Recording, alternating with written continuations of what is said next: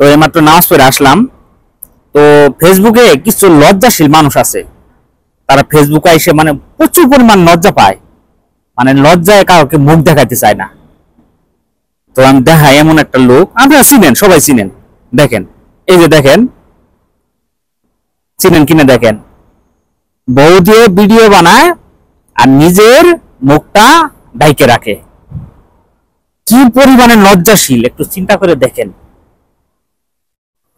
তারা তার বউ দিয়ে ভিডিও বানায়, গোসলে ভিডিও ছাড়তেছে, বৃষ্টিতে ভিজতেছে, সেই ভিডিও ক্যামেরাম্যান রাখতে গেলে তো 10,000 টাকা লাগতে পারে, যার জন্য সেই ক্যামেরাম্যান বউতে ভিডিও বানায় আর নিজের মুখটা সুন্দর করে ঢাইকে রাখে, মানে লজ্জা পায়।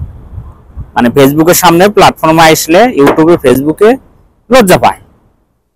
আপনারা এর সম্বন্ধে কি বলবেন বা কি কমেন্ট করবেন একটু বলেন তো। চিনেন? আর একটু দেখাই, তাহলে একটু ভালো করে চিনবেন। এই যে দেখেন, এটা টমাটম দেখায় কিন্তু ভাইরাল হয়েছিল। এখন বর্তমানে কিন্তু কিছু কিছু ভিডিও বানা যেগুলো সমাজের ছেলে মেয়ে নষ্ট করে ফেলাইছে একদম। আর তার হাজবেন্ড ক্যামেরাম্যান, আর যখন দুই একটা করে ভিডিও বানা মুখে মাস্ক লাগা, মানে লজ্জা পা। আরে বাবা রে বাবা, কি লজ্জাশীল রে বাবা।